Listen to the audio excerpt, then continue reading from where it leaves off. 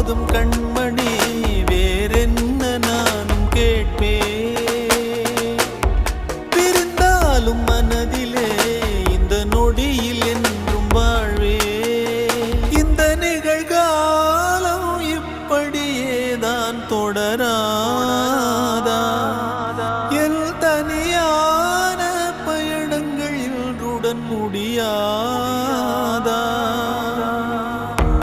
முதல் முறை வாழ பிடிக்குதே, முதல் முறை வெளிச்சம் பிறகு